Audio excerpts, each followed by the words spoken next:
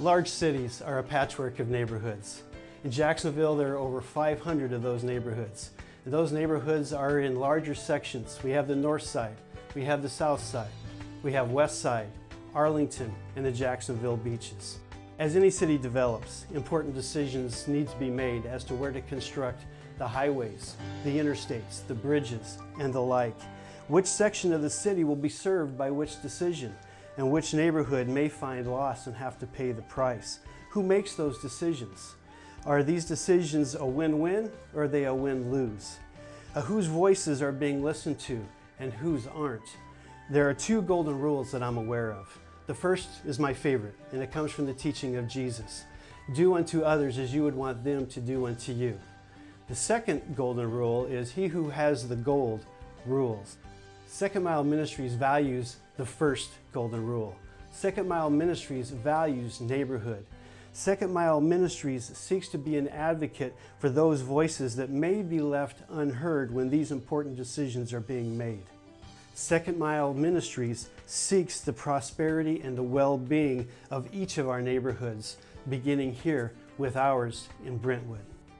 Second Mile Ministries has a neighborhood focus of specifically the Brentwood neighborhood.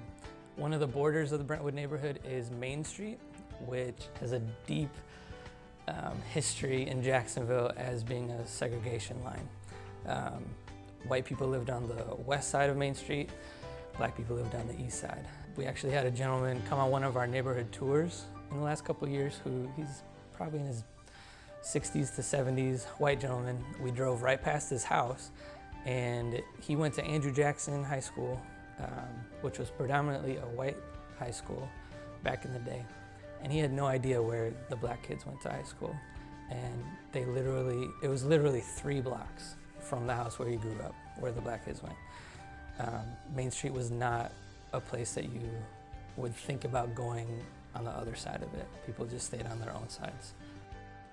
Because of this devaluation, lack of investment, and flight from the area, there's been a spiraling effect on the neighborhood economics. For example, there used to be a McDonald's located at the corner of 50th and Main Street in our community. At that location, if you asked for a job application, before handing you one, they would ask you one question. Do you have a high school diploma? If you answered in the negative, they would refuse to even give you that application because the minimum requirement to work there is that you had to have graduated high school. So for in our neighborhood, where a significant percentage of the population doesn't have a diploma, where are you going to work? What are you going to do? For most of our neighbors, this means that they will catch a bus every morning to some other part of our sprawling city where they can find a job. I knew one mom who would get up every morning, ride a bus 2.5 hours to her factory job, work 7.5 hours, not the full 8 because they didn't want to pay her benefits, and then get back on the bus and ride it for another 2.5 hours back home. Now there's a narrative that suggests that in communities like Brentwood, people need to pull themselves up by their bootstraps. They need to work harder, they need to set a better example for their family, they need to take care of the things that they're personally responsible for doing. But I would argue that it's precisely the opposite going on here. It's because moms like that love their kids, love their families, want to provide for them, want to put food on the table, want to keep the lights on, that they're willing to work extra hard just between bus riding and their job and all the rest of the stressors brought on by this history of discrimination in their life, that they go the extra mile to help take care of their family. So redlining started in the 1930s when the Homeowners Loan Corporation put together a map that was color-coded to show banks who they should give loans to. The green areas in the map were to show banks who were the most desirable neighborhoods of people that they should give loans to. The red areas were considered hazardous, like don't give out loans to them, it's a bad financial situation. The problem with that was these red line areas were predominantly housed by black people. And over time, as black people weren't able to own their homes, they couldn't pass down that wealth to their children as well. So even though those policies don't exist anymore today, there's still a lack of wealth in black neighborhoods, while at the same time, white neighborhoods are gaining in income and property values and wealth, which contributes to education, better jobs, all those things that would help give your kids a better life and pass that on to future generations. 70 years after Brown v. Board of Education, we see a disparity that still occurs even to this day after African American students have not been marginalized so much within the Duval County Public School system. What we have noticed more than anything else, being black while in Duval County Public Schools does not equal any form of equity when it comes to learning. Our children receive a lot less funding compared to their white counterparts. almost up to $23 billion worth. That's something that needs to be changed. But we're not just talking about funding, we're also talking about literacy. The goals that help individuals reach their prosperity in life that they cannot reach because they don't have adequate schools to make sure that they're funded properly. What do I mean by that? Perfect example, in third grade reading scores in Duval County Public Schools, only 33% African American males pass that test. But you would think they would get better as they go further along. But by the time they get to 10th grade, only 23% African American students pass that reading test. That's a shame. That's a disparity that we will see or have seen as they become adults. 1 out of 3 African American males read below 8th grade level in Duval County. Why is that? That has to change. When I did my dissertation for a particular city that's quite like Jacksonville, we found that most of the businesses that do exist were social services. But the other thing we find is the ones that are not social services oftentimes are predatory in nature. Payday loans, which is often a struggle to be regulated. Places like rent-to-own places. Even one of the things that has been astonishing is going to a place like a dollar store, Dollar General or Dollar Tree, and now people have to be charged $1 to take out their own money, even though they're already making a purchase at the place of business. And it just sometimes astounds me how much is extracted from those who are already marginalized, those who are already materialistically under-resourced, especially when they have so much value and ethic in so many other ways. In 1958, 4 black golfers approached the desk at the Brentwood Golf Course, a city-owned facility. They attempted to pay their greens fees and were turned away. After a lawsuit in 1959, a judge ruled that all publicly owned services in Jacksonville needed to be desegregated. The night before this deadline was to take effect, City Council held an emergency session and they decided that they would sell at a cut rate their publicly owned golf courses rather than desegregate them. This is all part of a history where the city has shown their willingness to underserve and discriminate against black communities within Jacksonville. For example, a few months ago, they removed the playground at our local park in Brentwood.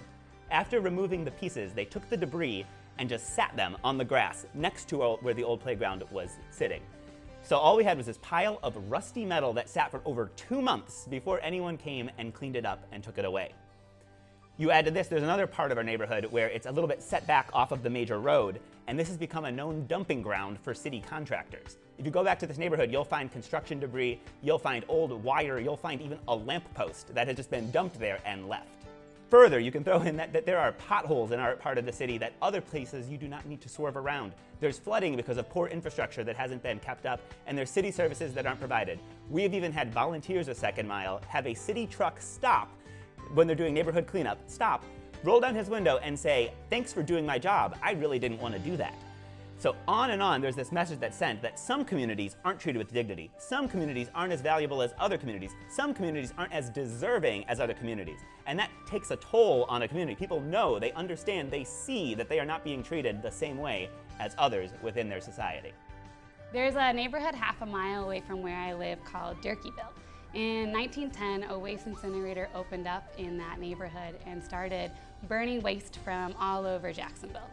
Ash was deposited in the air and then later settled onto the ground.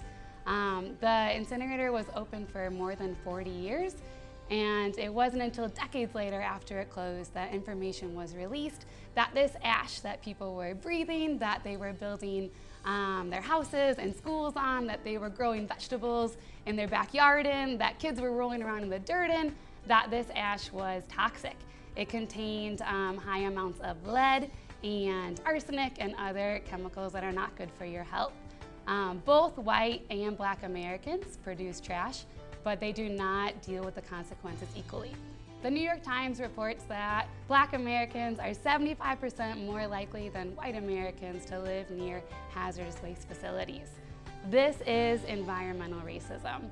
Environmental racism is any government or industry action that negatively impacts the environment, which disproportionately affects individuals, groups, or communities based on race or color.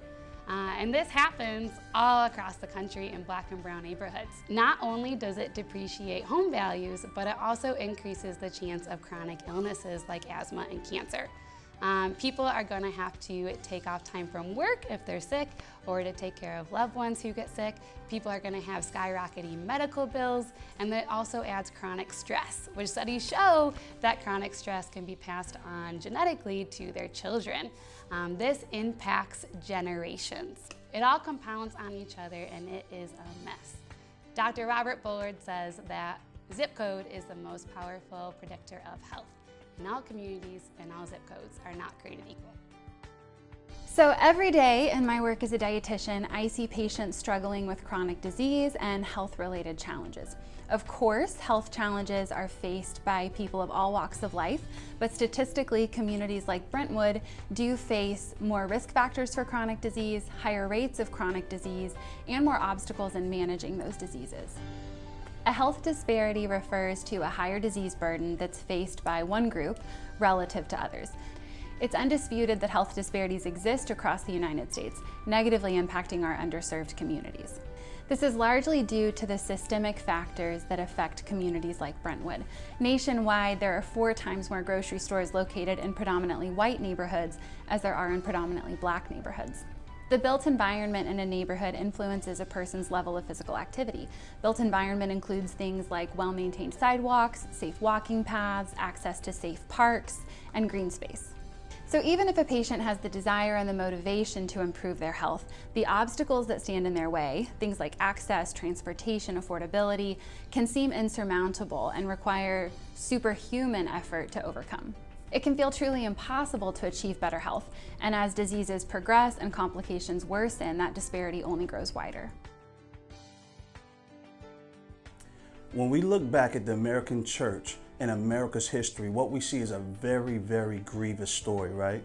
I love the church. I'm a pastor. I've devoted my life to the church. I believe the gospel tells us that Jesus came and died for the church. He calls it his bride, right? So he loves the church. But when we look at American history, we see the church often on the wrong side of the sidelines in this conversation concerning race and class and the way we actually love our neighbor, right? And here's the problem. The people who claim to love the same God as you are the people who are causing this anguish and the people who are even trying to silence you. So when we look back, at the church in America, we often see ourselves on the wrong side of the line. If you drive through the middle of downtown up Union Street, one of our most busiest streets in our downtown, you're gonna see 2 steeples there. One is for First Baptist Church of Jacksonville. The other is for Bethel Baptist Church. And the history is that pre-Civil War, this was a multi-ethnic congregation at Bethel Baptist Church. Slave owners and slaves all went to church together. I'm not saying that was a good thing, but it was the mess of a thing during that time where they both went to church together, right? And then after the Civil War, a lot of the white members wanted to rid the church of the now newly black free members. But they were contested, and the judge sided on the black members, and he gave the church to the black members. And so Bethel Baptist Church sits there till this day. And a little bit after 1830, the white members left out and they went across the street and they started their own church. And so now we have First Baptist Church, which was really a jab back at Bethel to say, we're the First Baptist Church. So I tell you these things not to ostracize them, but to actually talk about where we have landed historically and how it lands right now. Till this day, I drive through there and I think about the tragedy and the betrayal of the gospel that led to this division. So I leave you with this today. I leave you with hope. I know this is grievous stuff to hear, but there's no way to go forward but by dealing with the ugly and dealing with the truth. And confronting ourselves with the gospel of Jesus Christ that says, love your neighbor. It says, weep with those who weep. Don't criticize those who weep. Don't throw rocks at those who weep, but to actually weep with those who weep. Give people credibility and hear what they have to say, then stand with them in it. Stand for justice, stand for mercy. So I pray that we get in the hard places, we get in the hard parts that are just hard to stand in and need the power of God to move forward in, and we do it in hope. And we do it in faith, but we're real and we're honest and we let ourselves be convicted and we repent where we need to repent and we keep moving forward. I love you. Thank you.